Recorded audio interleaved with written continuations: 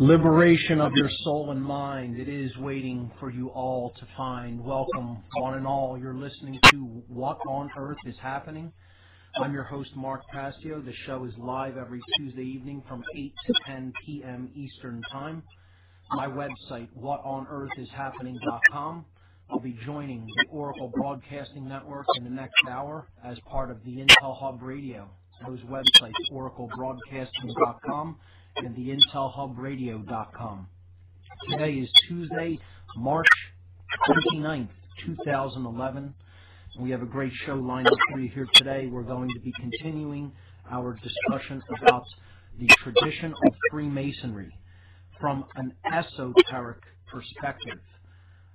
This is not going to be about Lodge Freemasonry. It is going to be about the deep underlying tradition, the deep underlying mystery tradition of Freemasonry and the decoding of some of its symbols and allegories as to what they truly represent and what the original, unadulterated teachings of this tradition are attempting to convey. So we'll be doing that in a little bit. I want to first read a couple of event announcements and give the call-in numbers for the show. Haven't had too many calls in the last few weeks because I've been really heavily delving into symbolism and things that require looking on the website at specific imagery. So we haven't had too many callers as a result of that. But I'd like to maybe take a few calls tonight if people are so inclined to call in, so I'll give those numbers in a couple of moments. I only have two event announcements tonight, as I have over the past couple of weeks, because these are two important events coming up in the Philadelphia area.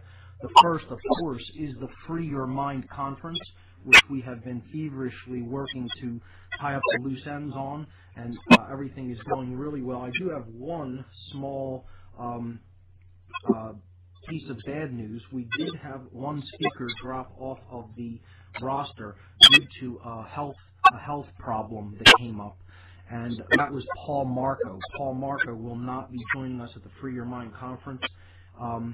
We wish him a speedy recovery and want to thank him for his interest in wanting to be part of the event, but unfortunately he just will not be able to make it due to some health issues.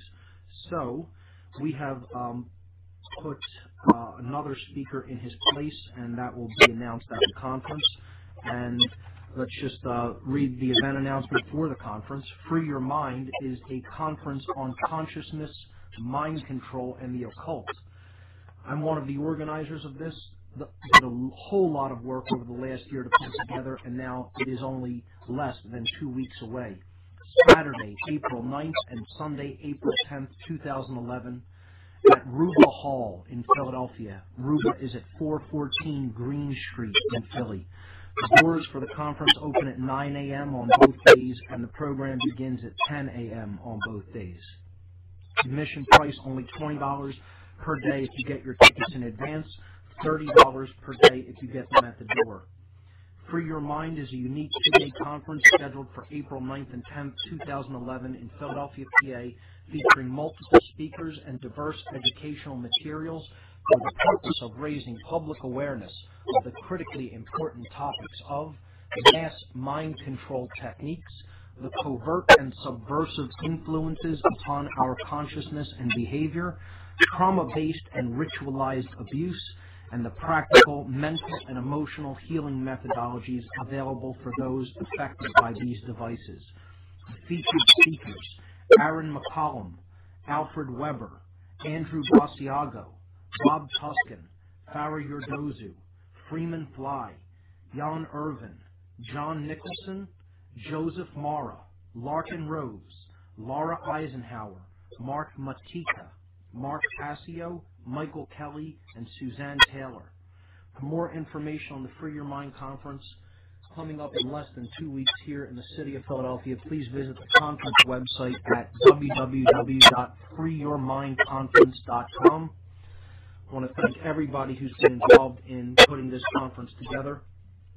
And I want to say, if you do get your tickets in advance through the information on the conference website for how to get tickets, please be aware that as of 2 days from now, We will no longer be sending out tickets via mail, but instead, if we receive any ticket orders from April 1st onward, we will be holding them at the door for people who order them that late. So just keep that in mind. Second event announcement is for Fed Stock 2. This is the official End the Fed rally for the city of Philadelphia, hosted by Truth, Freedom, Prosperity. Fed Stock 2 will be taking place on April 23rd, 2011. That's a Saturday. The theme for this year, Turn Your Back on the Fed. There's going to be some bands playing, some speakers. For more information on Fed Stock 2, the official End the Fed rally for Philadelphia, please visit phillyendthefed.com. That's phillyendthefed.com, or you can check out the organizers' meetup group at www.truthfreedomprosperity.org. truthfreedomprosperity.org. Those are the two event announcements I have for today. And let's give the call-in number for the first hour, and then we could get into our topic for this evening. The call-in number for the first hour of the show, 724-444-7444. Once again, call-in number for hour number 1, 724-444-7444. When you call in, you'll be prompted for the call ID number for what on earth is happening. The call ID number is 83515. That's 83515. Here we go. Last week we left off talking about Freemasonry as a tradition in which natural law and morality is taught through a system of symbols, allegories, and rituals. And we highlighted that what an allegory really is a story, poem, or picture that can be interpreted to reveal hidden meanings, typically moral or political meanings. So Freemasonry is a veiled tradition that, through its symbols and its allegories, attempts to get the person being taught to understand the deeper symbolic significances of these symbols and these allegorical tales in order to learn about themselves and in order to learn about natural law. Now, again, I thought I made this abundantly clear, almost to the point of boredom last week, that what I was attempting to explain here is not what necessarily may be going on in the lodge system of Freemasonry, but instead that I would be explaining the esoteric underlying tradition of this tradition. Okay? The esoteric underlying teachings of this tradition.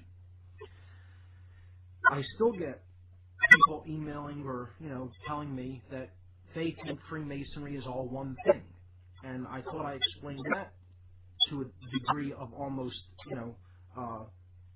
wearing it out, that there is a unadulterated version of Freemasonry, and then there is one that has been perverted and watered down over time, and that largely is what is being taught and received in the lodge system in the current day. This has been warned about ad infinitum. It has been warned about by different Masonic authors. Okay, notably Archbishop II that warned of this watering down of this tradition, and that this would have to be watched for. Manly P. Hall certainly did, and also Albert Churchward, who really delved into this watering down and perversion of the Masonic tradition in his book, Origins of Freemasonry. Now, that brings me to my next point. For people that really want to go deeper into this, because again, I can't possibly cover every aspect of something as big as the Freemasonic tradition, I'd refer you to my website where you'll get a good jumping off point. Okay, you'll get a good introductory basis to Freemasonry through some of the books that I posted in the podcast for last week. So I want to refer you to the site for two reasons. The first is to show you on the podcast page last week's show number 52, on that podcast, I posted, along with the MP3 file, a great number of Masonic books for people who want to do further research. You can read these books online. If you join up to Scribe and upload, you can download them and keep them or print them, do whatever you want with them.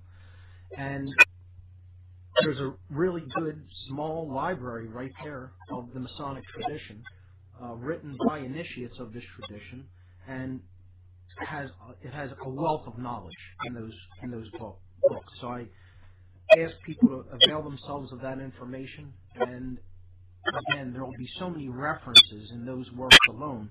It's a lifetime of study in all the interconnections that would go along with even looking into one of those books. So I think I posted something like 13 or 14 books up there at least. So check them out and make good use of them. The second reason I want you to go to the site, whatonearthishappening.com, is to look at the images for tonight's show. Those are on the radio listen page. When you click the Listen Live button on the left-hand side of the site, if you're not already there, underneath the flyer, you'll see images for tonight's show for March 29th, 2011. And there are 13 images there. Now, last week we left off with images 1 and 2. At the beginning last week of the second hour, I was explaining the structure of Freemasonry, the general structure, and how this is based in hierarchy and compartmentalization, as is almost every other institution on the earth. And this is one of the dangers of the lodge system of Freemasonry. Again, not the deep esoteric underlying meaning or purpose of the symbol and allegory that is contained in this tradition, but the organization of it, the official organizing bodies of Freemasonry. Okay? This is the same thing that we talked about when we talked about religion. That the deep esoteric mystery tradition that underlies religion is all teaching the same basic concepts, and it's teaching understanding of self and generally the golden rule that as you wish to be treated, you should treat others, period. Okay? Underlying all of those religions are those deep esoteric truths. However, in the formulation of official religions, you get structures, you get hierarchies, you get compartmentalized units and denominations, etc., and so forth. And in doing that, it creates political aspects to this, and therefore you have power plays go on, you have the watering down of the tradition, you have the hoarding and keeping of knowledge, and the misinterpretations and misdirection that go along with all of those things. That is the religious aspect of religion, and this relates to the structures that are existing within Freemasonry and the Masonic tradition. Again, I don't want to get bogged down in that for what I'm attempting to get the listener to comprehend. I'm attempting to teach what is generally known as light Freemasonry, okay? True Freemasonry, all right? Just like I was explaining the esoteric traditions of Kabbalah and Tarot, that's what this is about. This isn't telling anybody to go and join a Masonic lodge, all right? I wouldn't advocate that, as a matter of fact, because I believe that it has largely become some sort of just a network of people to come together and, try to figure out, ways of scratching the other person's back so that when their back needs scratching, someone else will do it. And that, again, ties into all kinds of political motivations and all kinds of motivations in business, money, and really all of those things do not belong in the lodge system at all. It's supposed to be about learning natural law and morality, ultimately. And it has become something quite other than that. And as a matter of fact, when you get enough psychopathic people together in a lodge system, through the secrecy that is inherent to the lodge system itself, you can get completely dark Masonic lodges that are really doing things that, they're not chartered to do, they have no business doing, and are completely against other people's natural rights. And I don't doubt that that goes on. It certainly does in certain places. However, again, what I am attempting to explain, and I don't know how I can make this any clearer, for people that don't get what I'm saying, just turn off the show now and believe what you want, okay? Because I can't possibly, hammer this any more than I already have without, belaboring this to an unbearable point. I am not attempting to teach the compartmentalized / hierarchical structure of Freemasonry as it is in the lodge system. I am teaching the underlying esoteric meanings of the allegories and symbols. That is what I hope to convey, and that's all I can say. I can't say anything more than that to try to get you to understand what I'm trying to do by explaining this. So if you think it's all bad and evil, turn the show off and believe what you want. Okay? Period. So with that having been said, let's go into our continued exploration of some of the symbols, meanings, and allegories that are contained within the Freemasonic tradition. Now, this just generally conveys what needs to be done to try to counter one-dimensional thinking. And this has been talked about by many people, many researchers in different areas of what's going on.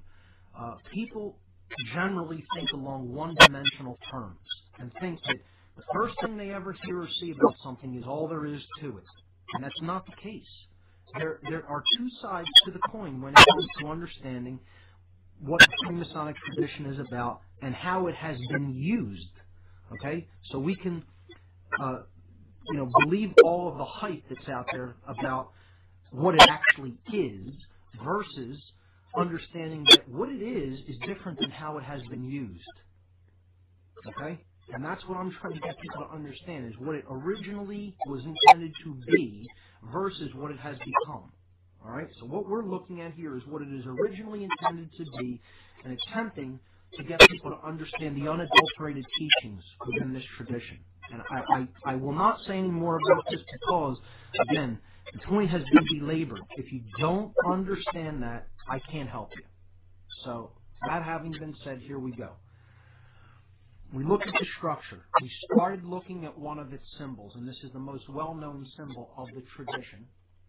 The compass is in the square with the G in the middle of it. I put a couple of stylized renderings of this up on the site. This is image number 2 and 3 if you were at the image section for tonight's show. And you see the square at the bottom on its point, and that's important in that configuration, what that represents, versus in the inverted form, which we'll get to. Okay? The square, as we talked about last week, represents lower consciousness. It represents base consciousness instinct. It would be the equivalent of the R complex of the brain, okay, in physiological terms. Because ultimately what Freemasonry is all ultimately about is how to build a better brain. It's how to build a better person through building a better brain and heart within the person, okay? That's ultimately what the craft is constructing. That's why it's called a craft. Okay, it's making something. And the concept or the principle of making is contained deeply within this tradition, as we're going to see tonight. So the lower aspects of the self need to be ruled by the higher aspects of the self. The lower aspects are physical, worldly identification, and they need to be overcome. The base passions of the person need to be ruled over if the person is going to obtain self-mastery. That's what this tradition is ultimately about. Self-mastery. Becoming a being that exists in unity consciousness. As you think, so you feel, so you act. And therefore, number 3 comes up over and over again in this tradition, because it is about these 3 aspects of consciousness: thought, emotion, and action. Okay? So, if we are going to square our actions, meaning put them into harmony with natural law, okay? Basically, rule our actions, if they're not going to be controlled by other people, okay, we're going to make them upright. We're going to make them in harmony with morality, which we talked about in the natural law presentation. If you want to listen to that, go back to podcast number 36. I think people would get a lot from that. I eventually want to record that as a video and get it out there. Which, by the way, as a quick aside, I got the video for the Wizard of Oz presentation that I did at one of the Free Your Mind fundraisers at Jerem Book up on the website as well. That's in the news section. So check that out as well. But the square representing the base instance needs to be made into something that is more perfected. Okay? It needs to be made into harmony with natural law and the divine aspects of the self, which are embodied in the shape of a circle. The square being the imperfect shape, okay, and the circle being the divine shape. Okay, so we need to circle the square. In other words, the shape that draws the circle is the compasses, the tool, I should say. All right, this is about geometer's tools. All right. And we talked about the G in the middle, representing geometry last week. That's kind of where we left off. What does this G mean? That's where we're going to pick up tonight. All right? So the compasses represent flexibility, not rigidness, right? They represent ruling the passions, okay, the base instincts. They represent compassion, coming together in feeling, okay? Understanding we are one, understanding that we all have the same fundamental needs, desires, hopes, dreams, etc., and we're all in this situation together. And that compassion needs to rule over the base instincts of the being. Okay? So it draws the circle or the divine shape, and you see it here over the square. Not just above it, vertically, but actually on it. If you look at it as laying these things down, like let's say on a table or something, that the compasses are all on top of the square. That's important. They're not under it. The square's not on top of the compasses. The other way around. The compasses lay on top of the square. Okay? Because they are saying, symbolically saying, this aspect is superior to and needs to basically be put first over base instincts. Otherwise, we're going to have chaos, which is what we have now. Okay? The way to get from the compasses, from the square, I should say, to the compasses is through the G, through the center, through the middle way, the middle path, as we talked about in the Kabbalistic tradition, and we're going to see repeated in the Masonic tradition. There's this concept of the middle path. In Kabbalah, we saw it as the middle pillar. Okay, the pillar of, or the path, the middle path of mildness, which is the middle of the Kabbalistic tree of life, the Sephirotic tree, which we broke down. In Freemasonry, it's the middle pillar, also called Jacob's ladder, or the pillar of wisdom. Okay, so we'll look at that when we break down the first degree tracing board, hopefully later tonight. So these two stylized renderings that I put here with the G in the middle, you can then see repeated with the compasses and the square on image number 4, having the sun in the middle of it. Okay, because this G represents the light as well. Okay, light is a big symbol in Freemasonry, as is the sun. Okay, this sun again is higher consciousness. It is the Christ consciousness. It is the solar mind, as it has been called. Okay? It is higher level awareness of self, understanding of the true self, awakening, enlightenment, all of these things. Okay? Concepts we've explored at length on this show. All right? Now, the G itself, I gave a general list last week, and let's take them one at a time again. The G in the middle of the compasses and square represents this third aspect of consciousness, which is ultimately our emotions.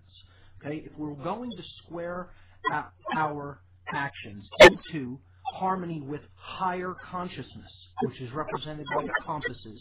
This is higher thought, the higher mind, okay?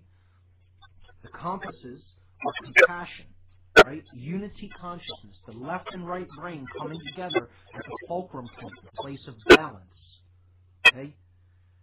It's flexibility and it's harmony, all right? Drawing the circle around the square, the base, instincts, all right? The G is the way to that state of higher consciousness, and it's the emotional aspects of self. The inner aspects, see, it's inside. The G is inside. It's not on the outside of the shape. It's inside of it. Looking within. Self-exploration. Understanding the true nature of oneself. Knowing oneself. Gnosis. The G is the first letter of the word gnosis in Greek. In Greek it's gamma, right? Gamma, nu,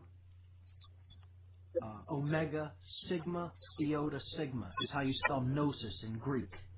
In English, that transliterates to Gnosis, gnosis, knowledge, obtained from direct experience, from going within. Okay? Another thing this G represents. It represents geometry, the allegory of geometric tools, geometers' tools, being used to create. This is what we create with, our thoughts, our emotions, and our actions. The three aspects of consciousness. Okay? It also stands for the great architect of the universe, G-A-O-T-U, which you'll see it written as sometimes. Okay? This is God or the goddess. Okay? The creator. Doesn't make a difference what you view it as. All right? The creative aspects of everything that underlies everything that we see. It underlies the unity of all. All right?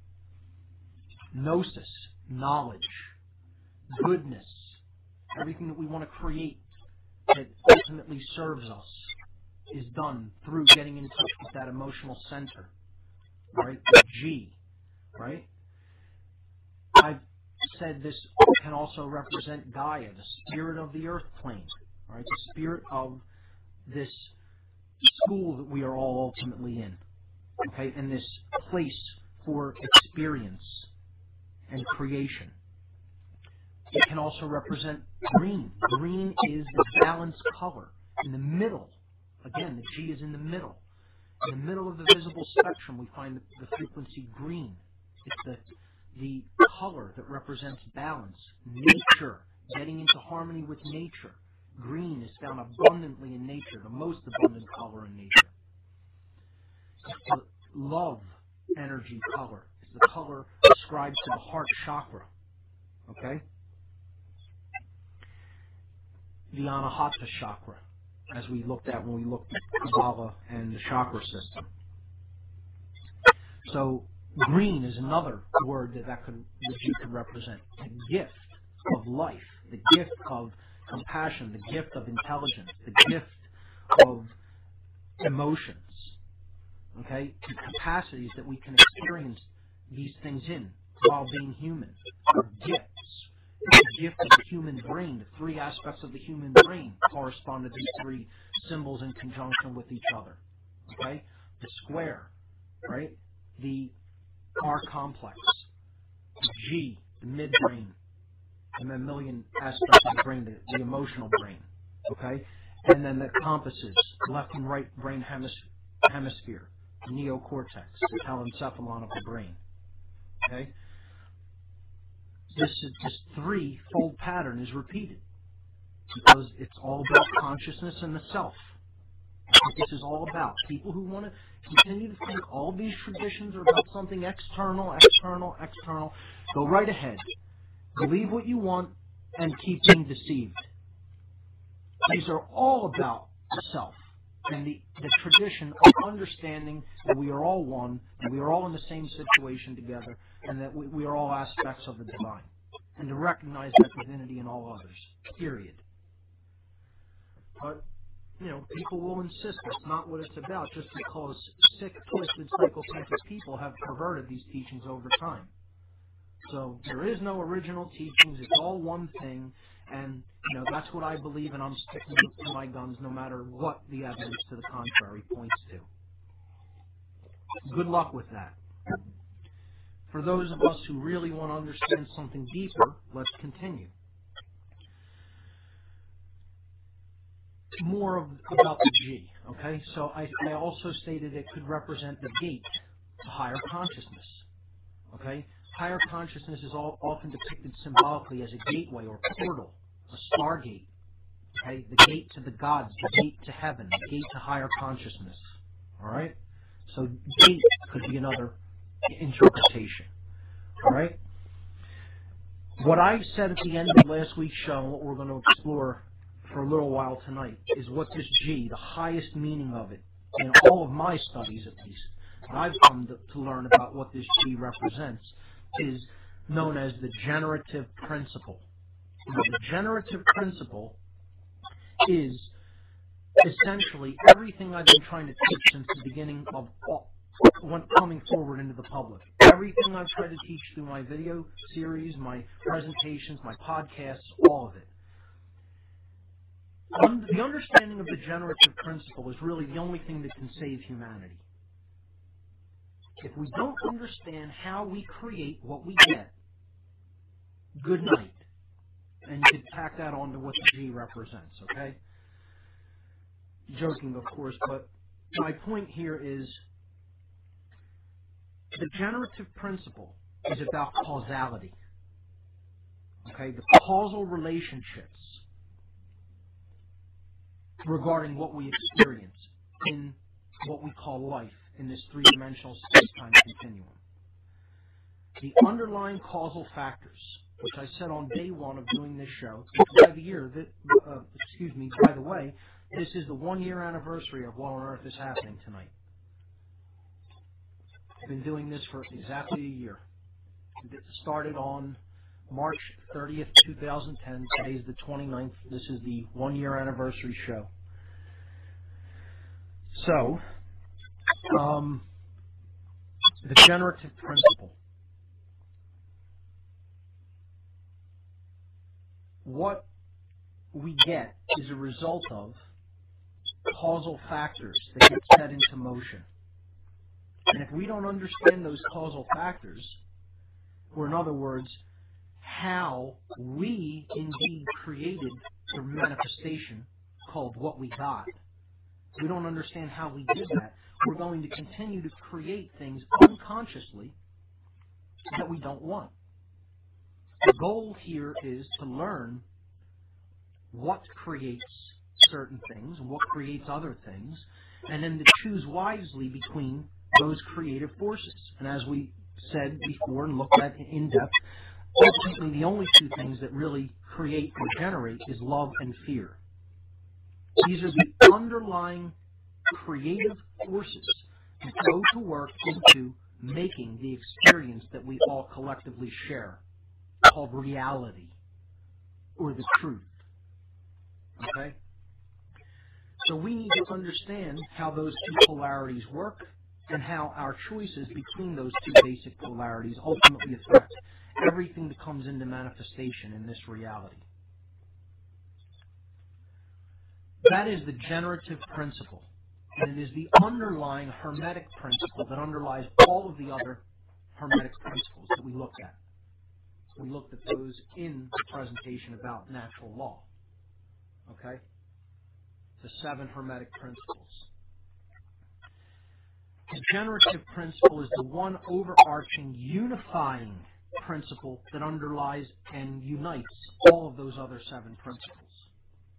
And if we look at the number 8, it is an infinity symbol, which means ultimately this is how it always has been, is now, and always will be. It's infinite. It's eternal. It's forever. The generative principle is forever. It always has existed, exists now, always will exist, and everything in creation is bound by it. The end. And get over it. Okay? Yet, this is the thing that dark occultists do not want people to understand more than anything else. above all else, they do not want you to understand how we are the creators of what we are experiencing. They want you to think you're powerless over it. And they have most people fished in hook, line, and sinker to believe just that. They are powerless over what is created in the world. And this is not so. That's one of the biggest lies there is. Probably second only to the biggest lie that there is no such thing as truth. The generative principle is what Freemasonry is ultimately trying to teach people, and what dark occultism and dark forms of Masonry, I don't even want to use the word Freemasonry in connection with dark Masonry, because it is not what Freemasonry is about. It is a perversion, and I make the delineation between true Freemasonry, or what I call light Freemasonry, and dark Masonry. Okay? Because they're utilizing two completely different kind of building materials. Light Freemasonry is building with light, the light of higher consciousness and love. Dark Masonry builds with walls that it erects, seeing everything as separate. Okay? And it builds through mind control, trying to get people to accept authority as truth instead of truth as authority. All right? So, this G ultimately represents the generative principle. And what that generative principle ultimately is care. And again, that connects back with the emotional aspect of the self. Care. What we care about, ultimately, to focus our attention upon and then to put our actions toward, is what we're going to get. The end. That's it. That's how it works. If we don't care, we're going to continue to get results we don't want. And again, I'm unpopular for saying things like this. I've said this before on the show, and we'll continue to reiterate it, and I'm going to the Free Your Mind conference.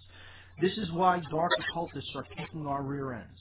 This is why they're getting what they want, and they're continuing to rule this reality, and why we seem to be running around like chickens with our heads cut off, wandering around blindly, still not understanding why we're not getting what we want, which is true freedom, and why we suffer so much collectively here. It's because dark occultists, people who have perverted this very tradition, do have a form of care. They do have unity consciousness. They have sick, twisted, demented, psychopathic thoughts. They do care about what they want to achieve and put into manifestation, and then they have the willpower to direct their actions into harmony with those two principles. Therefore, they're unified amongst themselves, which is the most important thing to be unified with, in conjunction with the truth. But the universe will reward unity in favor of disunity every time.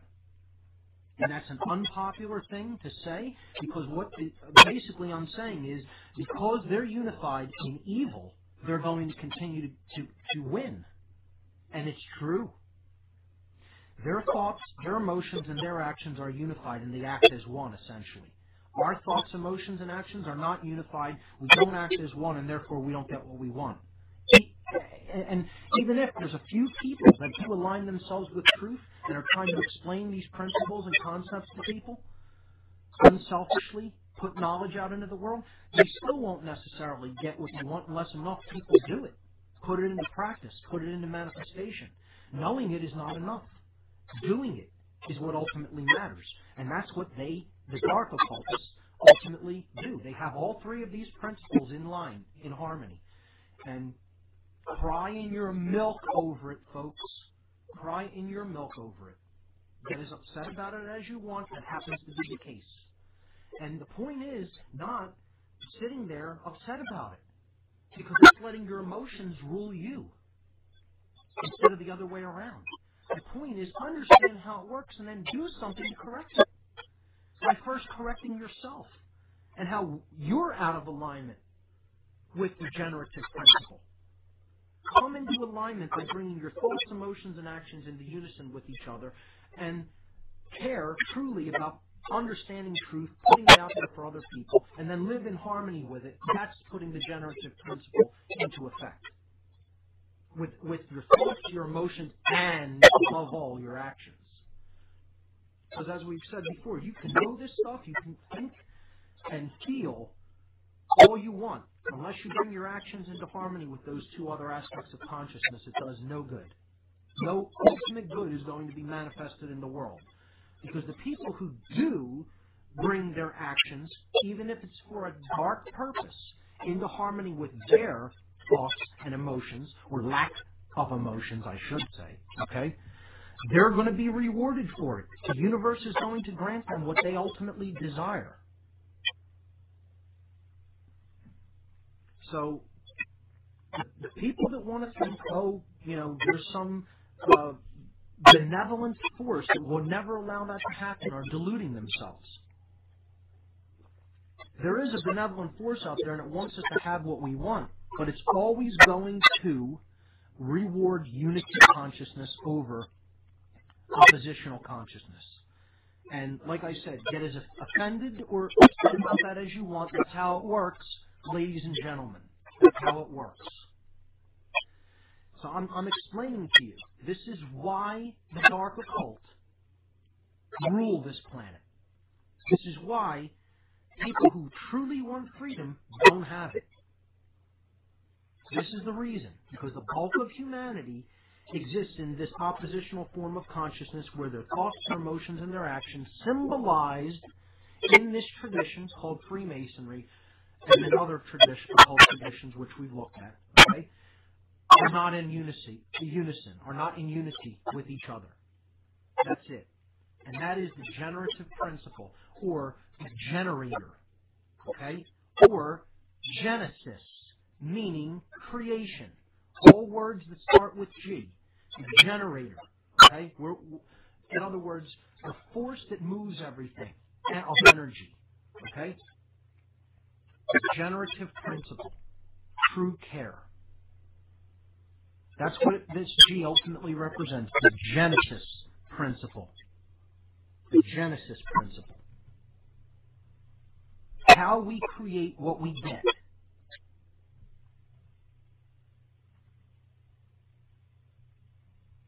And so few of us understand that. That's the reason that the world is in the sorry condition that it's in. Okay, so that's the generative principle, or the creation principle, or the care principle. Okay? So, let's move on to an allegory of Freemasonry. Right, so we looked at the compasses and square and the light and the G, all right? We'll go back to the sun as a symbol of Freemasonry.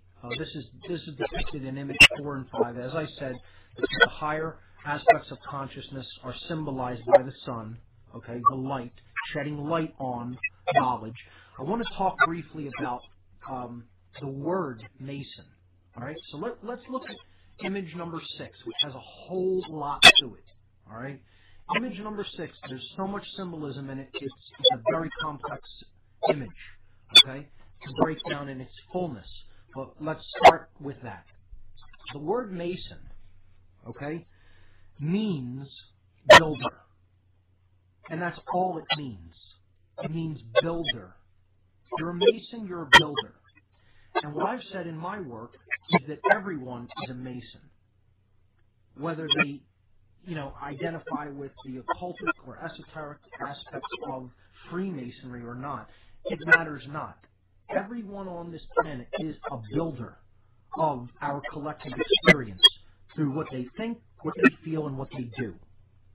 The three aspects of consciousness that are used to create what we get here. Therefore, everyone is a Mason. Everyone is a builder.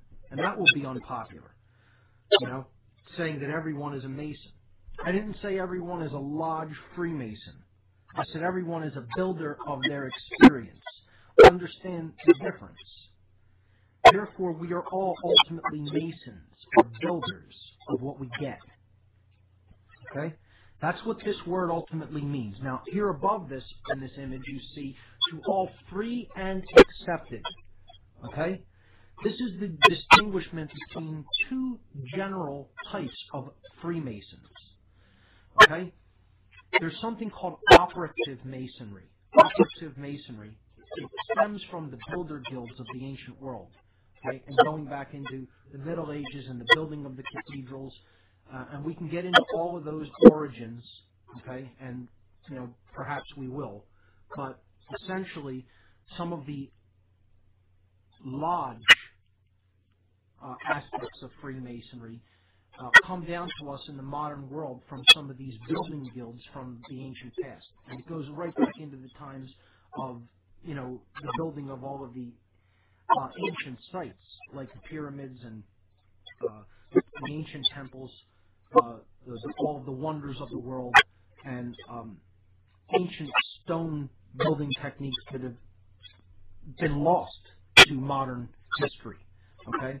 They go right into the dawn of antiquity and the dawn of mankind. All right? But more in the modern world, the lodge system takes some of its rituals and some of its symbols from the builders' guilds around the time of the 1st century AD into and upward into including the Middle Ages and the times of the buildings of the great Gothic cathedrals.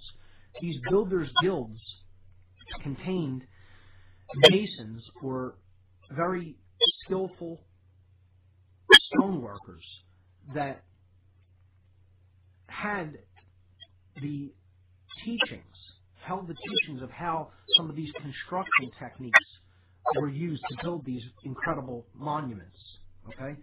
And they often would unite with each other because their craft, their art form, was very valuable to people. Kings and emperors and the church would very much seek out these building techniques when they wanted a huge structure completed or built, okay? And therefore it was a lucrative business. And you had side benefits.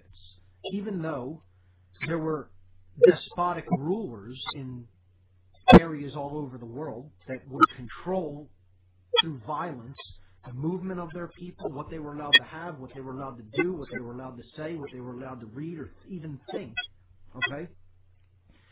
These masons or builders were granted a modicum of freedom, okay, a level of freedom that wasn't afforded to other people, so that they could move around on the earth in ways that other people couldn't. They were allowed to travel to certain places without their movement being restricted. They were allowed to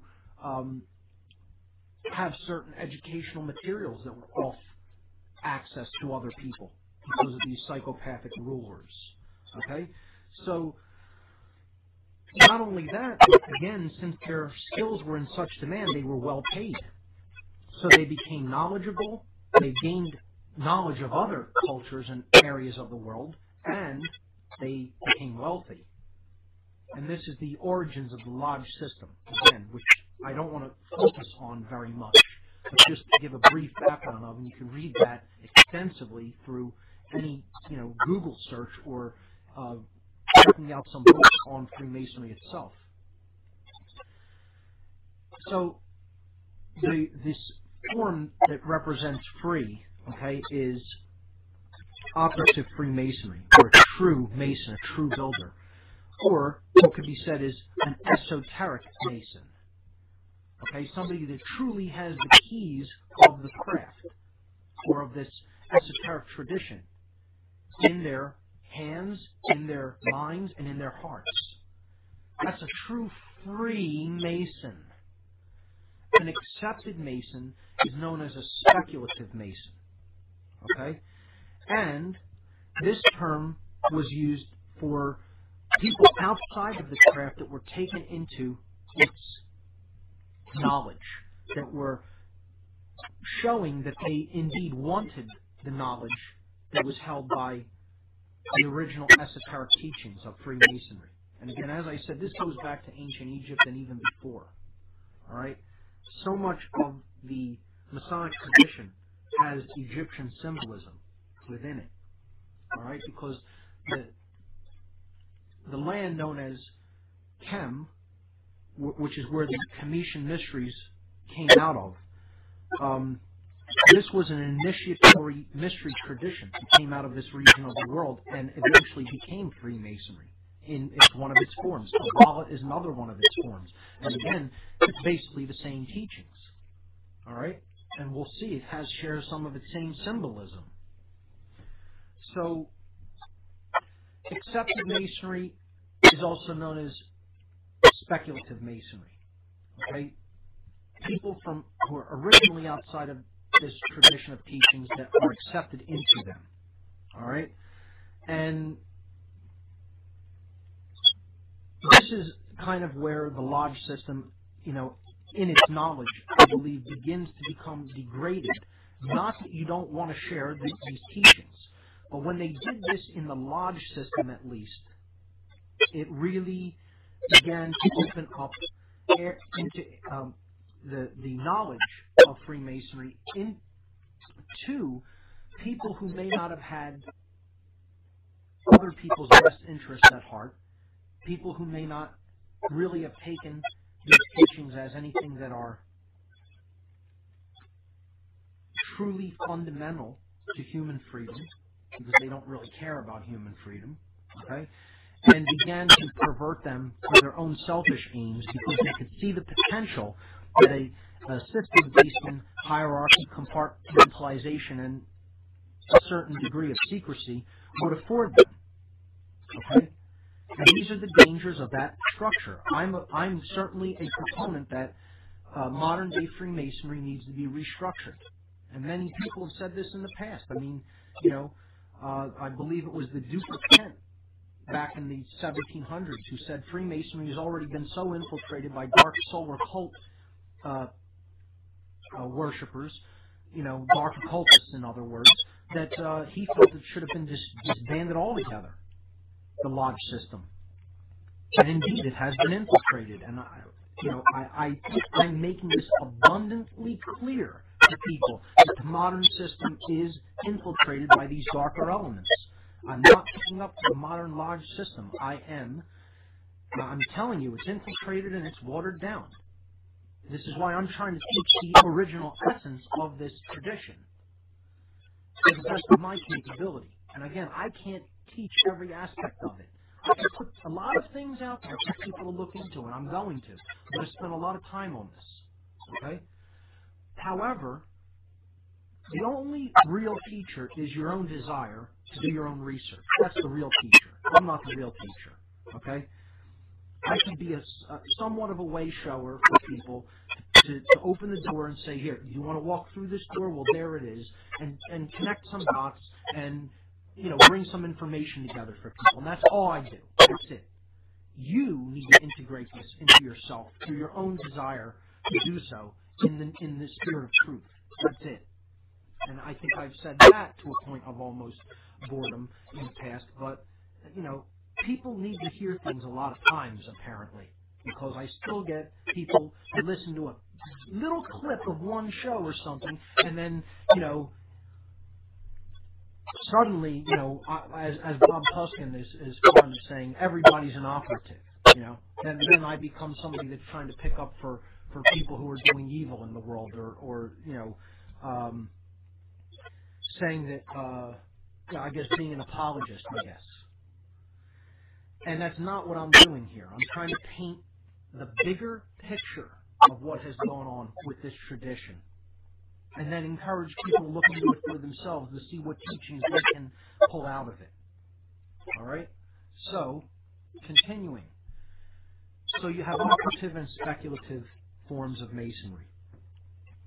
The speculative form, however, ultimately deals with the allegorical aspects and the symbolic aspects. So we're not to say that this is a lesser form of Freemasonry. It's just the words free and accepted. Free alludes to the original operative Masons who basically became rich, powerful, etc. Okay, in the past, created the modern lodge system and then took other people into it from outside of it, or accepted Masons. But speculative Masonry is ultimately what we're teaching here. Okay. The word operative means you have to put it into operation in the world. It has to become integrated with your behavior, with your actions. Okay? So, both of these forms of Freemasonry are important. I'm just trying to get you to understand what these words refer to on this image. So that's to all free and accepted Masons, okay? We see the compass is in square with the G. We've already looked at that, okay? And then we have the two pillars, okay, with the third symbolic form of the pillar being represented by this gentleman in the middle riding on a goat, okay, who we'll get to in a moment. Actually, we'll probably get to that in the second hour of the show when we hook up with Oracle Broadcasting. So we have these two pillars, okay. One is called the terrestrial pillar, and one is called the celestial pillar, okay.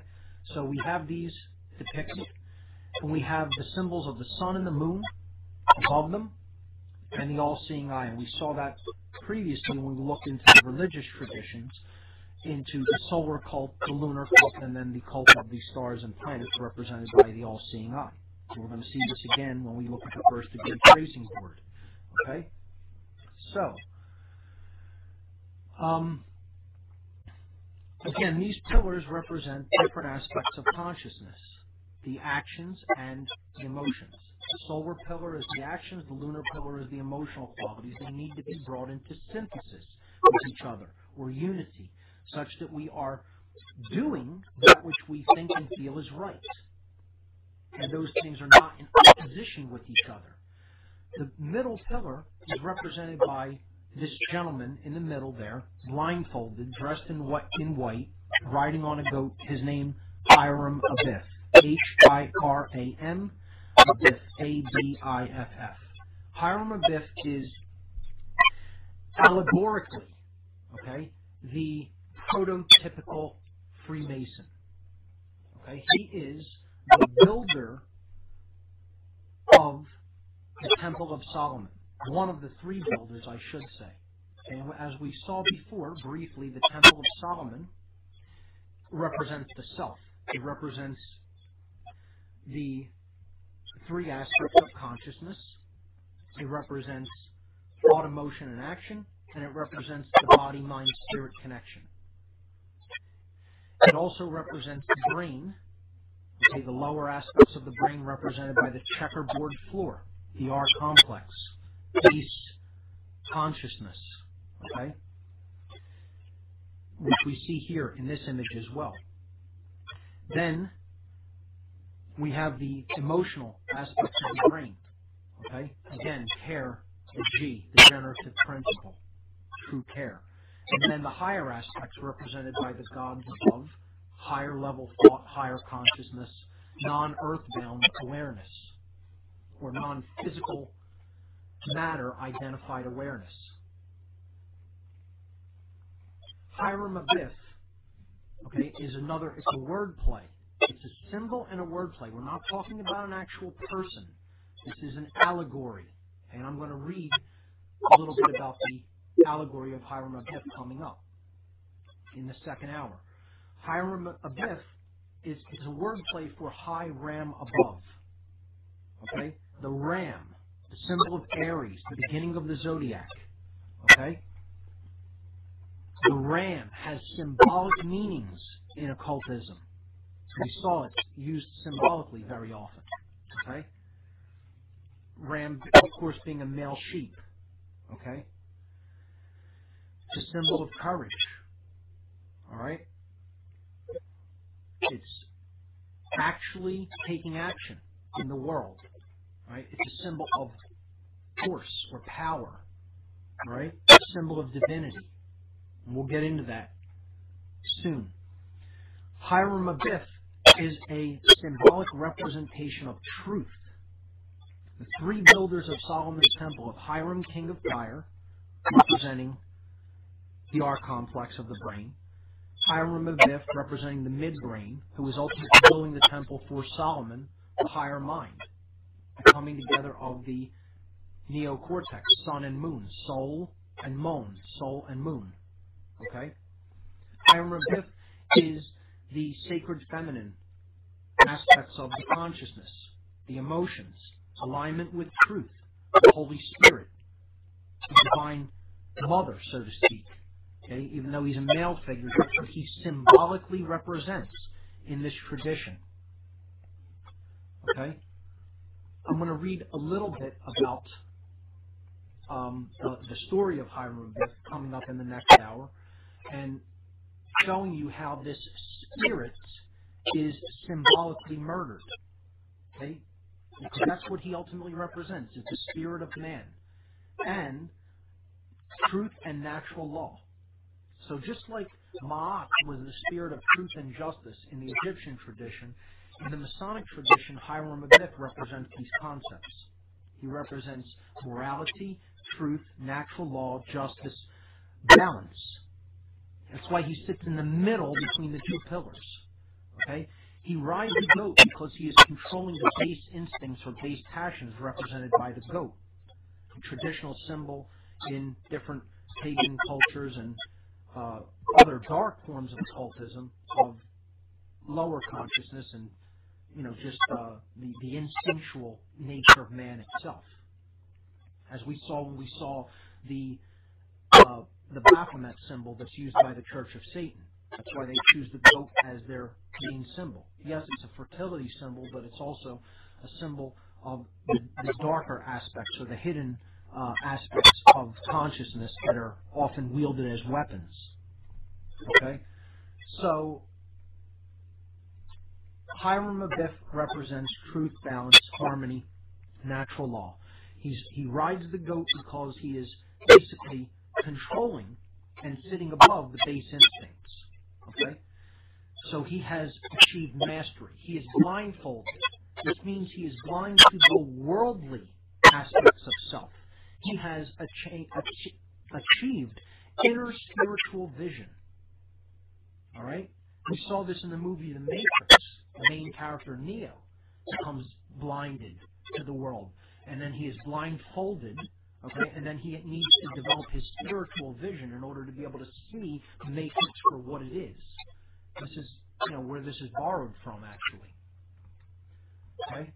So, that's where I'll stop for now. I'm going to connect in with Oracle Broadcasting, and then we'll be hearing Bob Tuscan for a little bit, and he'll eventually introduce us, and we'll pick up from there. So here we go. Bear with me while I dial in.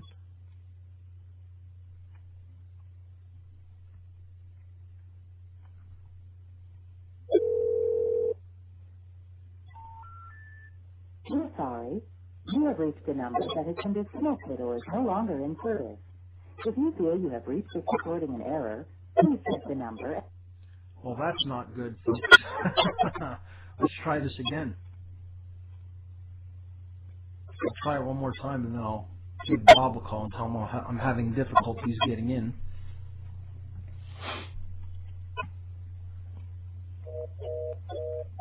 Interesting. Okay. Well, it is what it is. Let's see if we can get a hold of Bob so we can get us connected to Oracle for the second hour.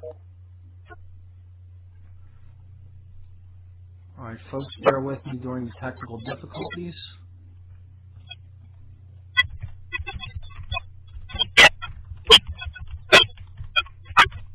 I'm going to send Bob a message here.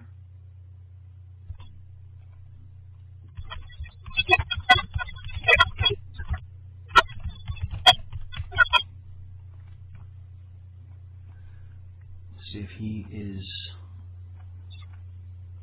paying attention at his computer right now, because I know he's on his show.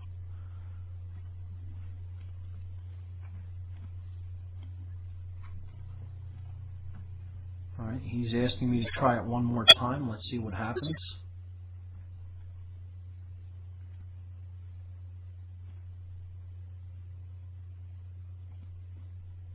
Here we go.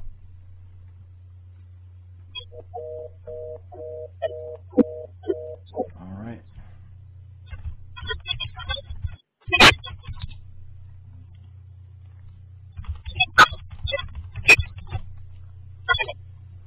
I apologize again for this, folks.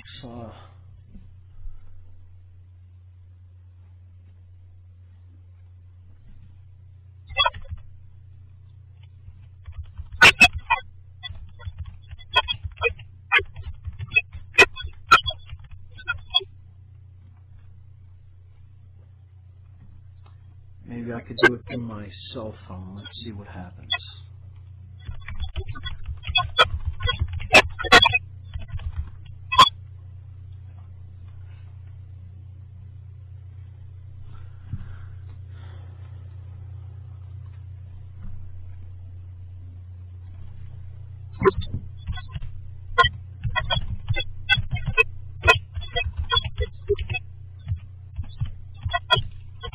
He's going to call in through TalkShoe, and I'm going to take the call from there.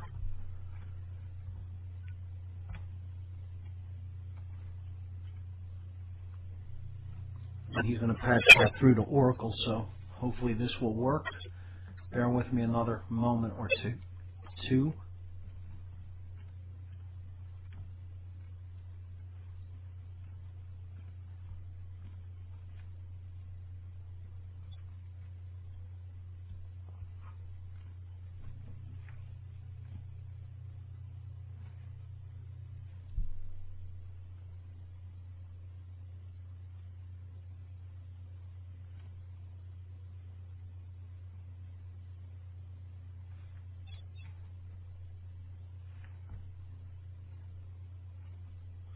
If we can't get connected to Oracle, I'll just continue the show and perhaps we could okay.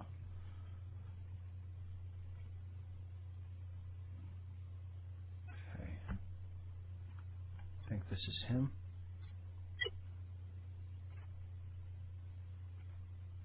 No.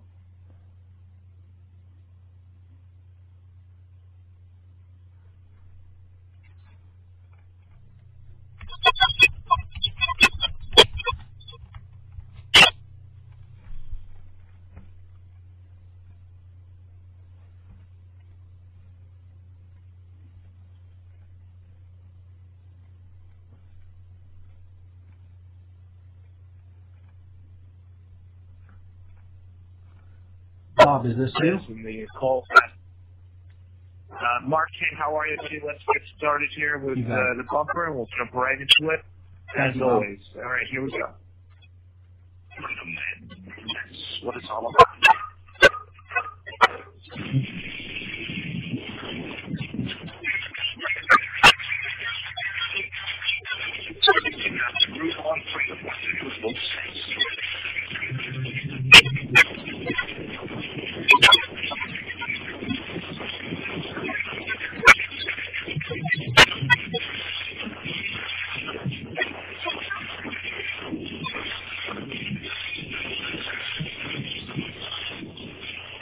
Welcome to our listening to What on Earth is Happening.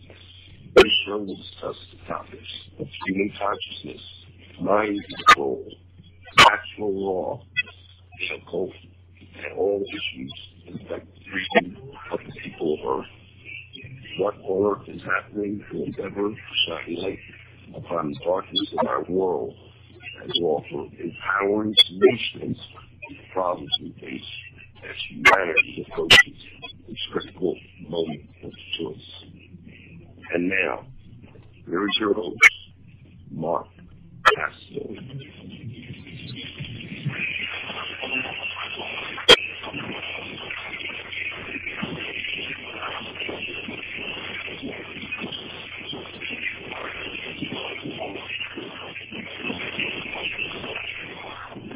All right, ladies and gentlemen, welcome listeners on Oracle Broadcasting. This is the Tuesday night segment for What on Earth is Happening as part of the Intel Hub radio show. I'm your host, Mark PASSIO. My website, whatonearthishappening.com. This show is usually live every Tuesday from 8 to 10 p.m. Eastern Time. The second hour is picked up on Oracle Broadcasting. So, tonight we have a great show lined up, and it is going to be a continuation of our talk from last week about true esoteric Freemasonry. And we began that last week and started looking into some of the symbolism of Freemasonry, and we're going to pick up from there this week and continue that discussion.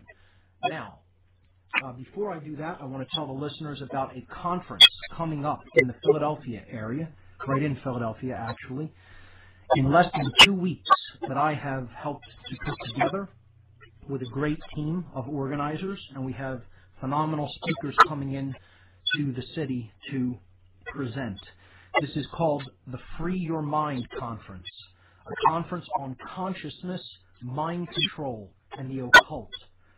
Saturday, April 9th and Sunday, April 10th, 2011, at Ruba Hall. Ruba Hall is at 414 Green Street in Philadelphia.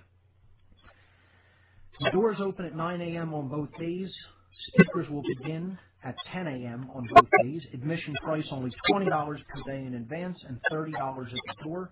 The featured speakers: Aaron McCollum, Alfred Weber, Andrew Bastiago, Bob Tuscan, Farah Yurdozu, Freeman Fly, Jan Irvin, John Nicholson, Joseph Mara, Markin Rose, Laura Eisenhower, Mark Matika, myself, Mark Passio, Michael Kelly, and Suzanne Taylor. At the end of the day on Saturday, we will be screening Suzanne Taylor's documentary film called What on Earth? Inside the Crop Circle Mystery, which is a great film. And at the end of the day on Sunday, there will be a panel discussion with whatever speakers are remaining at the conference at the end of the day on Sunday and want to participate, and we'll do a panel discussion and a Q&A with the audience at the end of the conference. For more information on this great conference, please visit the conference website at www.freeyourmindconference.com. I'd like to direct everyone's attention to my website now, which is whatonearthishappening.com, because at the stage of what I've been doing over many weeks is explaining different rituals and symbolism and different occult traditions to people from an esoteric point of view, from an esoteric perspective, meaning the deeper underlying mystery tradition perspective of these different traditions, to help people to get a better understanding of what they really are and what their original intent was before they became perverted and used as weapons against consciousness and against free humanity. Okay? So we have to become more mature in our understanding that when we're talking about something like Freemasonry or Kabbalah or Tarot or any other occult tradition, we're not talking about one thing. We are talking about an original, deep mystery tradition that is about the self and about human consciousness. And then there is a dark form which has been watered down, perverted over time, okay, to basically be used as a mechanism for control against those that know nothing of the deeper teachings that these traditions hold, that are all about the self and the aspects of consciousness that are within us all. Okay, so this is all about self-knowledge ultimately. And I am not attempting to teach what is called Lodge Masonry. This is the esoteric underlying teachings of traditional Freemasonry. Okay? So I don't know how I can make that any more clear. I went on kind of like a rant about that in the first hour, but that is what I am attempting to convey here. So understand the distinction between those two things, understanding that Freemasonry is not one thing. As I said, I believe last week, it is all about our choices of building material, because that's what the word Mason means, builders, okay, a builder. Everybody is a builder of our own collective experience in the world of reality that we all create through our thoughts, our emotions, and our actions. And builder basically is about the choice of building materials that we use to create our reality. Do we use light and truth and harmony with natural law to build what we see around us? Or instead do we use divisiveness, okay, keeping people in division and seeing each other as separate? Do we erect walls? Okay, so in the way I explain it, a light Mason or a true Freemason is one that tears barriers down. He tears bricks down, blocks to higher consciousness. Okay? He tears down divisions between people. All right? A dark Freemason, or what I just call a dark Mason, I don't even use the word Freemasonry in connection with the darker tradition. A dark builder, essentially, is one who wants to erect walls and keep people separate and keep people in the dark.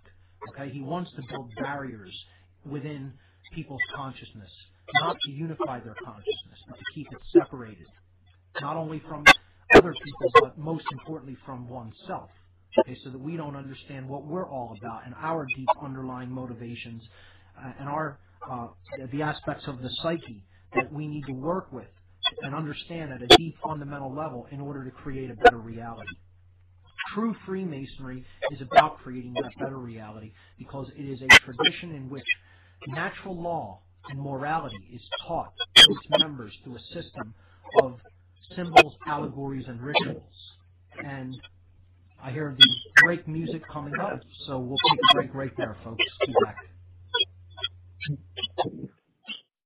Liberty, and let's go. What's something seems to be missing? Stickers. Stickers.com. Exercise your freedom of speech to the world. Stickers. Libertystickers.com.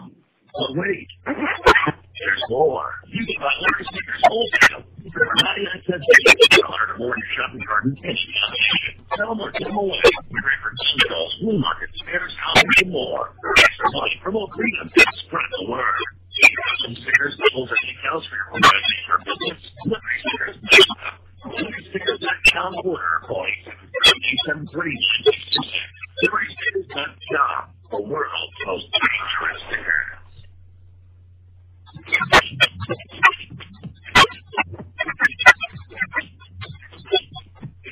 Amazon.com. The online email. Buy Amazon offers thousands of products, including books, movies, and cold radio, electronics, interior office, books outdoors, dry storage, health and wellness, provides feedback here, cold, garden, and much more.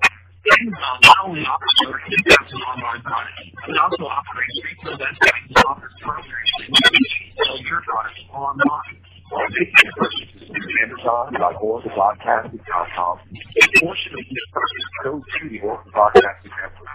On great prices and hard to find items and help support Orphan Broadcasting at the same time as Amazon.org/podcasting.com. Every day you hear the news. As an American citizen, I'm sure you're concerned. You may even feel like you have no control.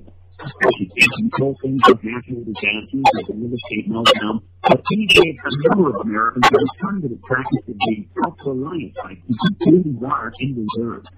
That's why you need eatfoodready.com. Eatfoodready.com has 12 delicious foods that are savable and storable. The food can be hydrated, so all you need to do is add water.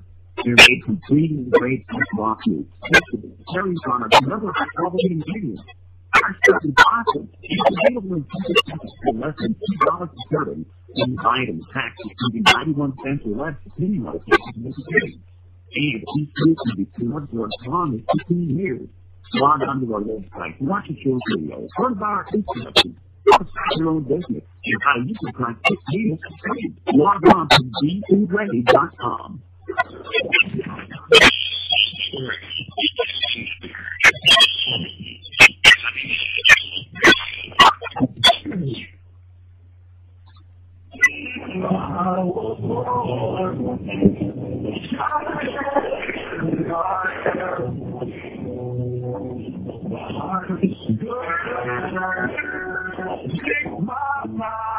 Okay, folks, we are back on What on Earth is Happening. I'm your host, Mark Passio. I'd like to direct your attention to my website, whatonearthishappening.com. You click on the radio listen link at the top left-hand corner where it says Listen Live. You'll be taken to the page that contains the player for the show on Tuesday evening. Underneath the player, under the player, there will be a list of images for tonight's show. We have been looking at these images, and we were on image number 6, which is an image of the allegorical, archetypal, original Freemason known as Hiram Abiff. He is there depicted in the center of the image with the Masonic compasses and square behind him, and he is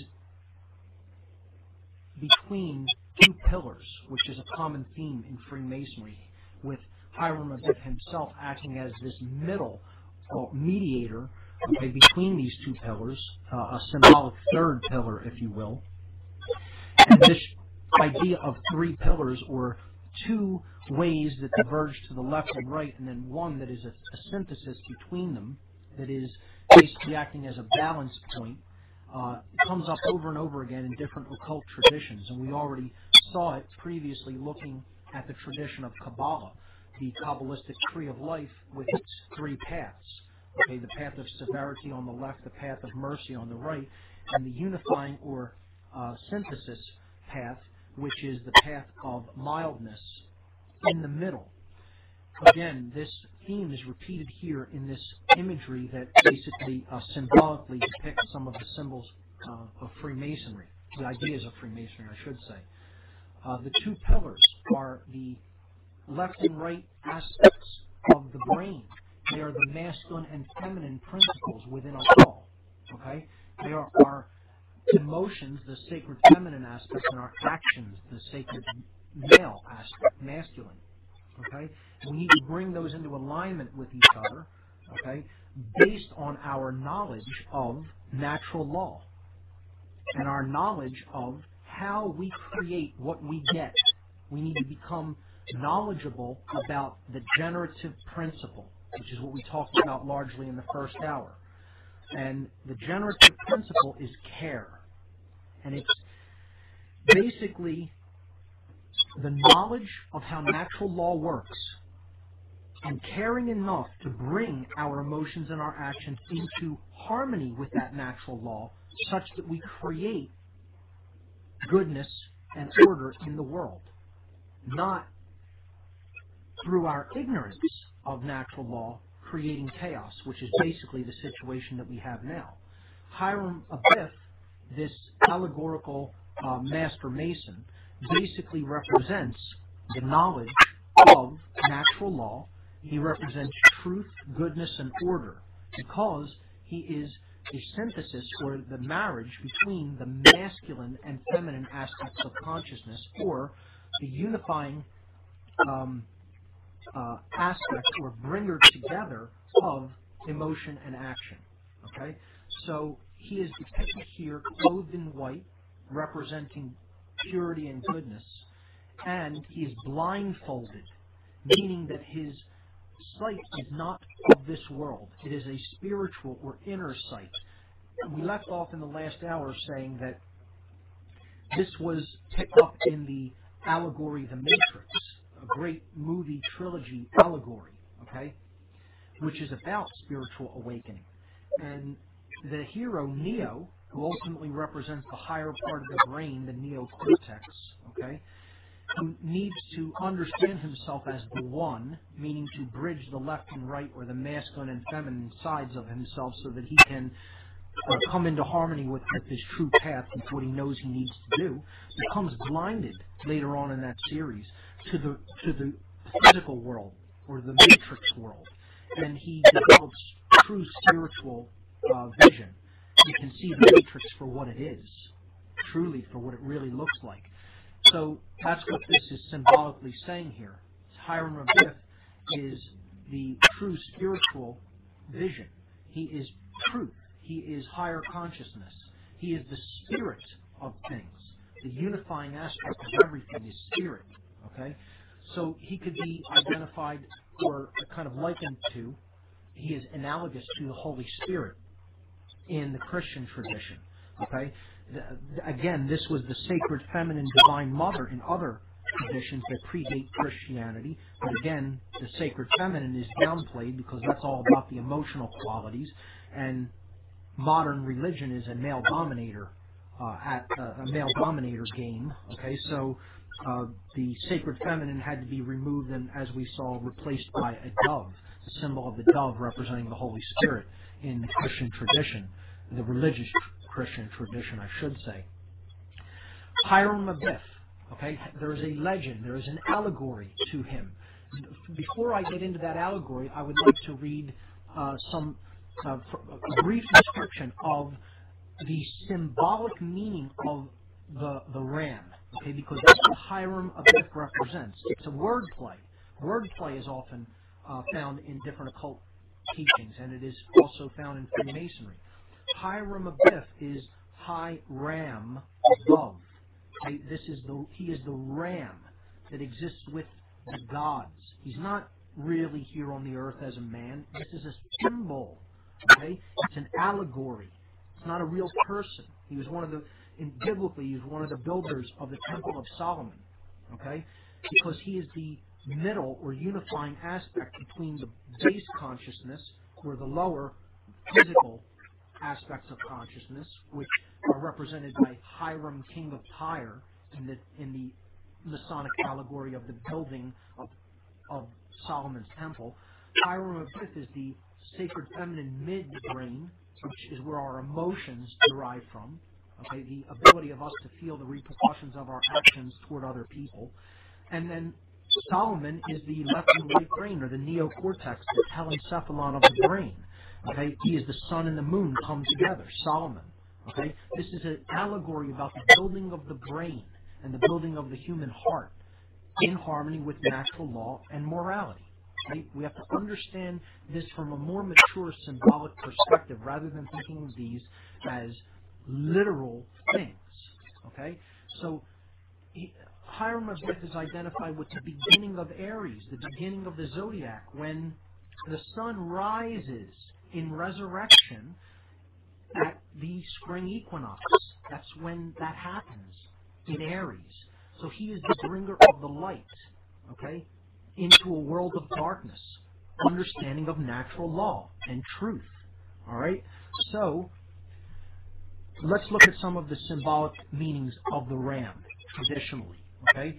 The animal symbolism of the ram is traditionally used to represent power, force, drive, energy, virility, vitality, protection, and fearlessness. All right? These are the qualities that the ram traditionally is used to represent in all forms of occultism, basically. Okay? A look into mythology will reveal the ram as associated with many gods over time. And I'll read you a short list of those gods, and you can understand that this is a basic retelling in Freemasonry of different hero myth traditions, in which Hiram Abiff represents all of these gods in the Masonic tradition. Okay?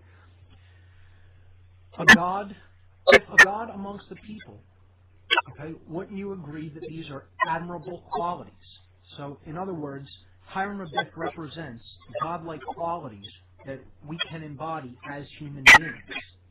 And I hear the intro music, and we'll be right back, ladies and gentlemen.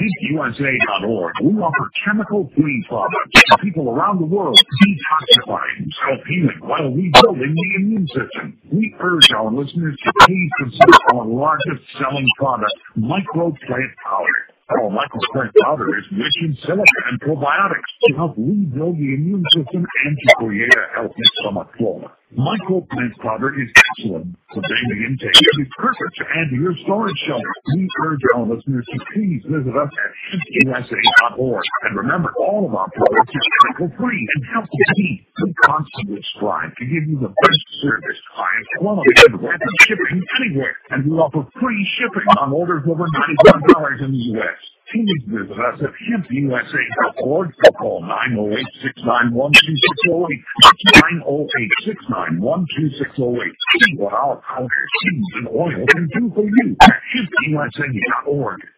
The Oracle Broadcasting Radio Network with automation to bring you the best in cutting-edge talk radio. Oracle Broadcasting is a true beacon of free speech unsaid to do, and relevant information with the kind of the support of listeners just like you. You can help us expand our reach and inform the masses. Promote the network by clicking the socialize link on the left-hand side of the Oracle Broadcasting.com website. Using the simple tools provided, it is easy to spread the word about Oracle Broadcasting on social networking websites, blog, newsfeed, and many other ways with just one click. You can also help by becoming an Oracle Broadcasting member today.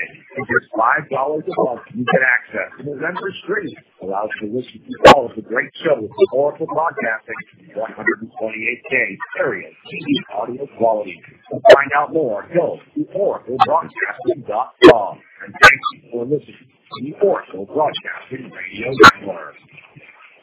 Well known Berkey water purification systems are the most trusted in water filtration. As an authorized Berkey dealer for over 5 years, they serve thousands of satisfied customers. Berkey Guy offers amazing specials for Berkey water filtration systems. Berkey Light System includes a set of self-sterilizing, reusable black purification elements that purify water by removing chlorine, pathogenic bacteria, parasites to non-detectable levels, and remove harmful chemicals such as herbicides and pesticides. Order the Berkey Light System today, complete with 2 black Berkey elements for only $209, and the Berkey Guy will include 3 sport Berkey water bottles and ship everything to you free of charge. That's right, 3 sport Berkey water bottles and free shipping. An $87 value, yours free. Call the Berkey Guy at 1-877-886-3653. That's 1-877-886-3653. Or order online at goberkey.com. GoBerkey.com today.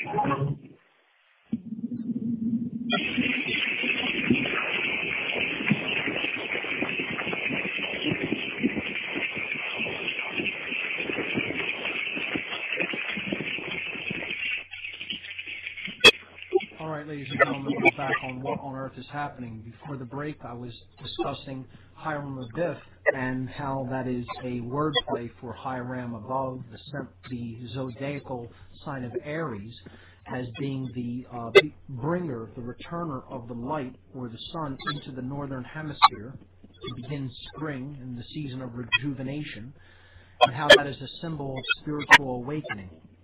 Okay, so I was reading an excerpt about the symbolic meanings of the ram, and we saw that it is a symbol of power, drive, virility, protection, fearlessness, courage, in other words, okay?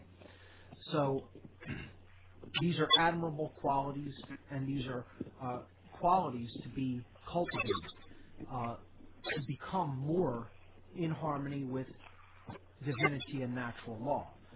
So there are some gods that had symbolic connections to the ram in the ancient world. Among them was the Celtic god Cernunnos, and he was often shown with a ram. Some depictions of him show him seated with a ram-headed snake by his side, and this was a symbolic gesture of renewal and power. In ancient Egypt, the god Amun-Ra took on the persona of Khnum, the creator god, who was always depicted with a ram's head. Okay, in Scandinavia, in the Norse tradition, Thor was often connected closely with a ram, and he was able to use rams to pull his chariot. Okay, Thor.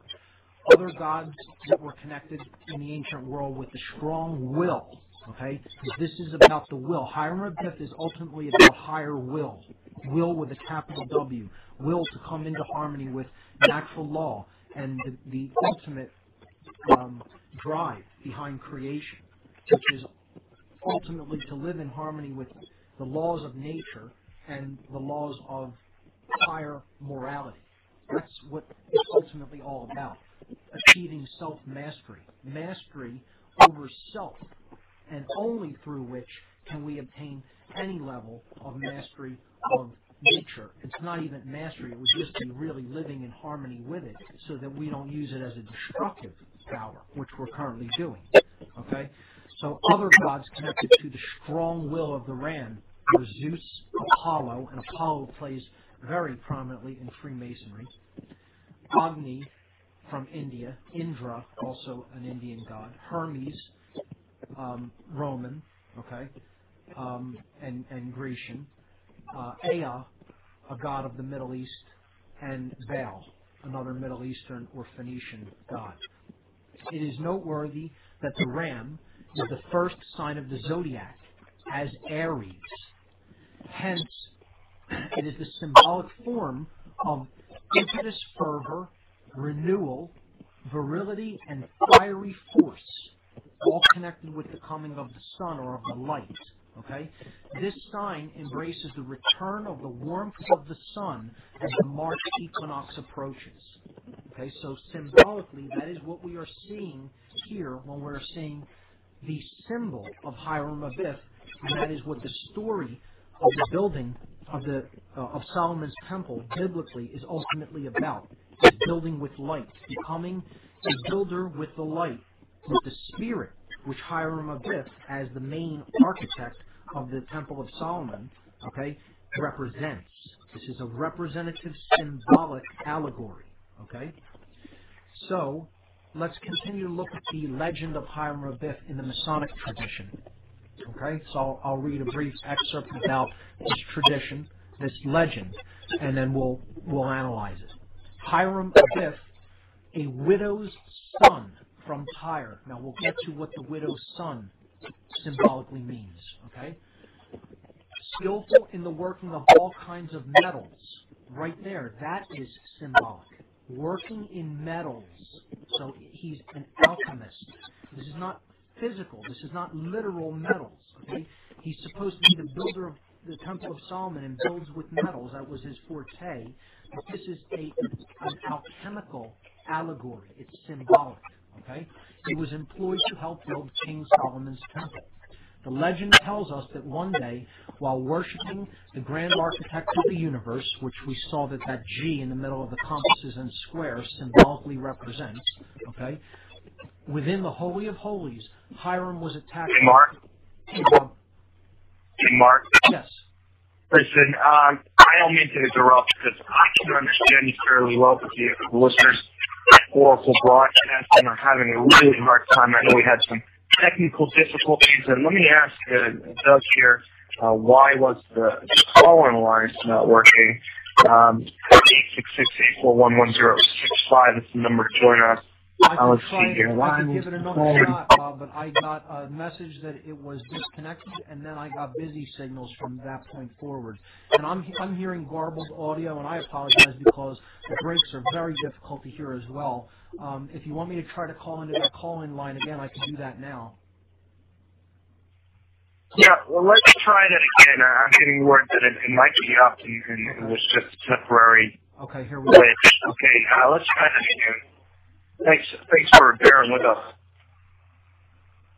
You have reached the Oracle Broadcasting Radio Network call-in line. After the beep, please say your name and where you're calling from, and the on-air host will take your call momentarily. Mark Passio, what on earth is happening?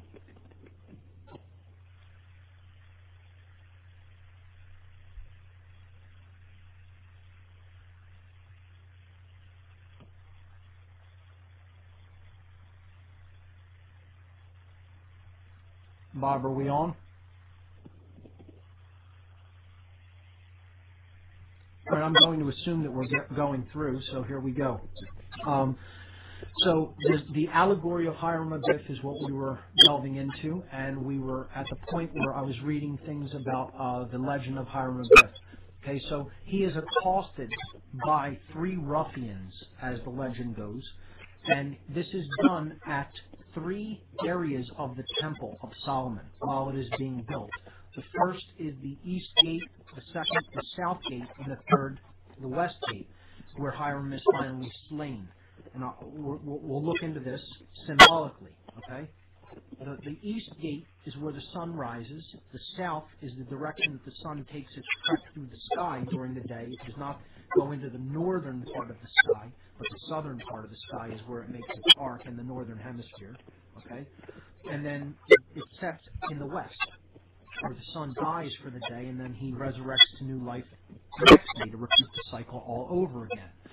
So the 3 ruffians... Yeah, Mark Passio, what on earth is happening? You're live. Let's see if the connection's any better now. How are you, Mark? Bob, can you hear me? Yes, and I think the connection's much better now. Great. Fantastic. Okay, so we were looking at... All right, well, let's not waste any more time. I'll let you jump right into it. Thanks, Bob. We were looking at the legend of Hiram Abiff, and we were looking at how he was attacked by three ruffians called Jubilah, Jubilo, and Jubilum at the Temple of Solomon. Okay? They attacked him at the east gate of the temple, then the south gate, and then the west gate. So the first ruffian, Jubilah, attacks him at the east gate, then Jubilo at the south gate, and then Jubilum at the west gate. This is symbolic of the sun's path through the sky, and it's rising and setting each day. Okay, so the east gate is where he rises. The eastern horizon, the sun comes up, the light, which Hiram Abiff represents. The south gate represents its zenith, because the sun at its zenith, from the perspective of those living in the northern hemisphere, always makes a trek through the southerly portion of the sky, not the north. Okay, this is also why there are three candles in Freemasonry's altar: one at the east, one at the south, one at the west, but not one in the north. Okay.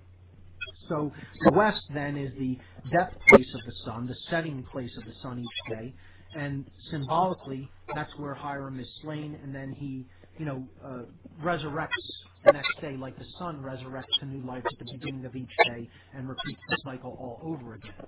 Okay, so these three ruffians, Jubilah, Jubilo, and Jubilum, attack Hiram. Okay, so they are demanding the lost word. Okay, the master word, the master mason's word, and it's supposed to be the secret name of God.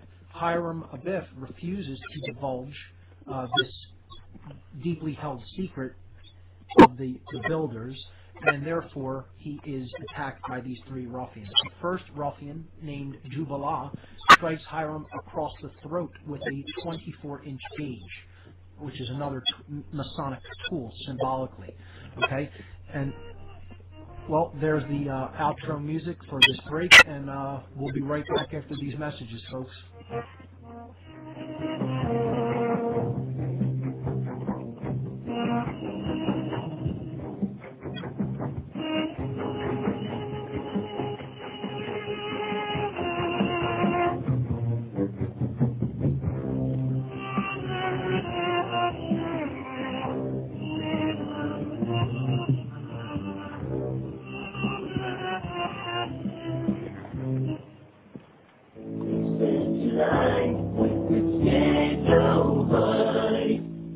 My name's John. I've been having problems with my blood pressure for years. The doctors tried everything without much success. I heard about Extendivite from a friend and thought, why not give it a try? It's been 3 months now. The doctor's very pleased with how my blood pressure's finally coming down. I have a lot more energy than I've had in a long time. It's working for me. For 12 years now, I've been helping people. My name is Don Witkin, and I want you to know Extendivite works. If you're looking for more energy, or just want to be as healthy as you can, now is the time to join the growing list of real people benefiting from Extendivite. To order, call 1-877-928-8822. That's 1-877-928-8822, or visit our website at heartdrop.com.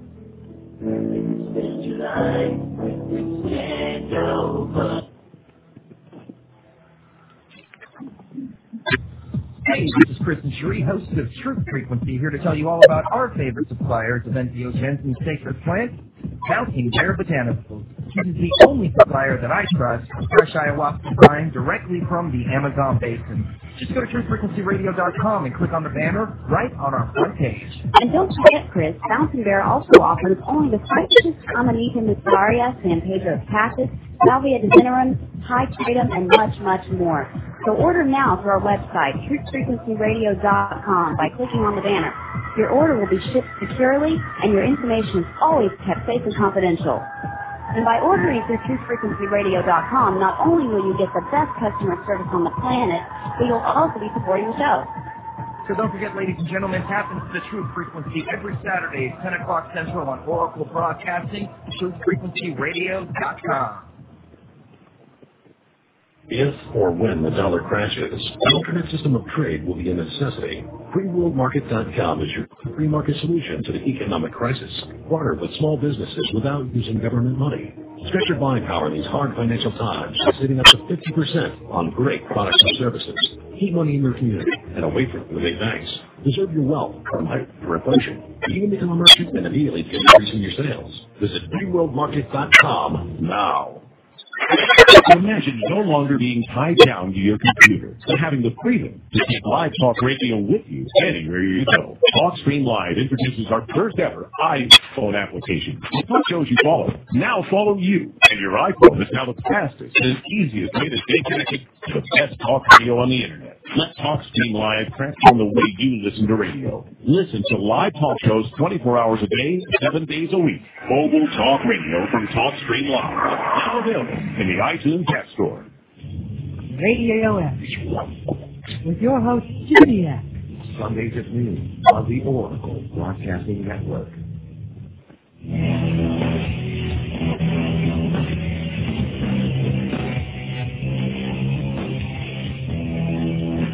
Okay, ladies and gentlemen, we're back on What on Earth is Happening. I'm your host, Mark PASSIO. Before the break, we were delving into the legend of Hiram Abiff in Freemasonry. I'm going to continue that.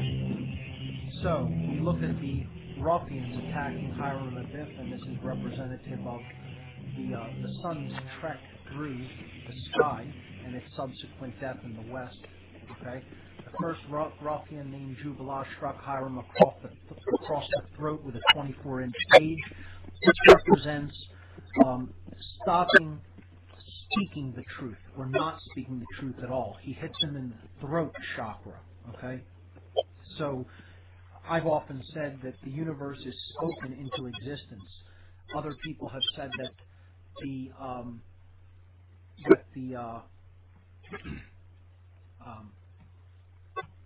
other people have said that history will reward those with the loudest voice. You may have heard it said that way. But essentially, we need to put the truth out there in order for people to understand it, grasp it, and then live in harmony with it. So it needs to be spoken. So that's what that's symbolic of. The second ruffian named Jubilee struck Hiram's breast over the heart with a square. Okay?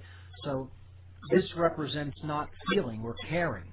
Okay? And he hits it with the square, which is what represents the lower base instincts or the base passions, the lower consciousness. And this symbolically represents apathy as a way to kill the light, okay, within us. The third ruffian, named Jubilee, struck Hiram upon the forehead with a gavel, okay, or a setting maul in some tellings of the story, okay, where Hiram fell dead. All right, so this, he is struck in the head, which is the place of thoughts. So this is about knowing the truth. This is ignorance, in other words. Okay? So the three ways that the light is put to death is through apathy, through ignorance, and then through laziness, not then putting it out into the world. Okay? Or the courage to speak, not having the courage to speak, which is cowardice. All right? These are the murderers of the light. These are the murderers of righteousness and morality and goodness, basically. All right? So Hiram, having been killed, was carried out to the east gate of the temple and buried outside Jerusalem. Early the following morning, King Solomon visited the temple, found the workmen in confusion because no plans had been made for the day's work since Hiram was the chief architect. Okay? Fearing the evil had befallen Hiram, King Solomon sent out 12 fellow craft masons to look for Hiram. Again, the number 12, right, symbolic of the 12 signs of the zodiac. Hiram Abiff representing the light, or the sun. Okay? He's the widow's son. All right? He is the Masonic Christ, in other words. Okay? It is just another retelling of the same story that we looked at when we, in depth, covered astrotheology and religion as astrotheology. Okay? So, what I'm attempting to get people to understand by explaining this is the same thing that I was when I was explaining astrotheology. get past that to the deep underlying tradition about consciousness that it is attempting to teach. Okay? So, fearing evil had befallen him, he sends out 12 fellow craft masons to look for Hiram. That's symbolic because the fellow craft is all about care. You have to care enough to seek out the light or the truth in order to ever find it. Okay? King Solomon himself accompanied the 3 masons who journeyed toward the east. So he sent out 3 in each direction. This is symbolic of the seasons. And he goes toward the east, which is symbolic of the rising sun. Okay? And it's also symbolic of going toward the east, which is the symbol of Aries, Hiram above, Hiram Abiff. Okay? And it's symbolic of the resurrection of the light or of truth. Okay? So, having finally located the grave of Hiram Abiff, Solomon and his fellow masons exhumed the body. A search was made for the master's word, but all that was found was the letter G, which we talked about extensively in the first hour of the show. Okay? The generative principle or true care, meaning that was still present to some degree. Finding the lost word, a lament went up, "O Lord my God, is there no help for the widow's son?" And we'll understand what this cry of distress means in a moment. Okay? They first took hold of Hiram's body with the Boaz grip of the first degree. This failed to achieve its purpose. This means emotion alone will not ultimately achieve the purpose that you are seeking. Okay? You need to combine it. Right? Then they repositioned their hold upon Hiram's body using the Joachim grip of the second degree. This also failed to achieve its purpose.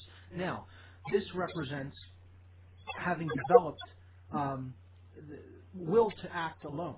Okay? The Joachim pillar represents the male principle. Okay? That also fails to accomplish its purpose. Solomon finally raises Hiram from the dead using the third degree grip of the master mason. Okay? Now, this represents putting all of them together, our thoughts, our emotions, and our actions in unity with each other. Okay? The place of higher knowledge. Ultimately, the grip that finally raises him is Solomon's grip, which represents symbolically true knowledge of oneself. This represents deeper, esoteric, spiritual knowledge. Okay? Represented by the coming together of the left and right brain, or the awakening of the all-seeing eye. Okay? The coming together of the masculine and feminine forces within the self. All right? And this is also symbolically represented by the 5 points of fellowship, which is a Masonic greeting, which represents the coming together of earth, air, water, fire, and ether, or spirits. Okay? Basically, the most important of which is the spiritual aspects. Okay? The 5 points of fellowship is what he raised him with as well, and by uttering in Hiram's ear the phrase Mahabon, which is often used in conjunction with the 5 points of fellowship, grip and stance, in order to identify oneself as a Mason, a Freemason. So, in thus doing so, Solomon had raised Hiram Abiff from the dead. This represents the symbolic raising of the light and of truth from the dead. The spirit is what is being raised. Okay, and we'll look at this extensively through the symbols of Freemasonry over the coming weeks. So, what I want to essentially look at here was that Hiram is killed by the failure to use our thoughts. Okay, intelligence. He is also killed by the failure to care, which is apathy, and he is also killed by the failure to speak and act, which is cowardice, not having the courage to actually speak and act, and then the failure to do so is the lack of will. Okay, not having will. It seems to me, Mark, that you're describing the same elite pigs that we talk about all the time. That's ultimately the dark occult and the people who live under their mind control. They are the murderers of the light of this world. And we have to What's coming up next week with What on Earth is Happening, Mark? From a symbolic one. Bob, thank you so much, and hopefully we won't have any more technical difficulties next week. Check out whatonearthishappening.com and freeyourmindconference.com. Thank you, everyone, for listening. Mark, thank you very much, and I look forward to always having you on. And we'll work out all the technical glitches, and I hope everybody could get past that. And if you missed any of his show, go back to whatonearthishappening.com or the intelhubradio.com, which is our website. Tomorrow we'll be doing a full report on the nuclear situation, as well as a report on the Middle East. And we've been covering these two topics, it seems like, the last couple of weeks almost now. And I'm getting tired of it. I don't know if you are as well. So it was nice to hear Mark with a refreshing talk on some of the deeper aspects of the occult. And I am looking forward to joining Mark in Philadelphia at the Free Your Mind Conference. FreeYourMindConference.com is the website for that. And that's April 9th and 10th. Join us if you can. And so much more to come this week on the Intel Hub radio show. And you're not going to want to miss any of it. Coming up next on Oracle Broadcasting, Lee Rogers, Live Free or Die.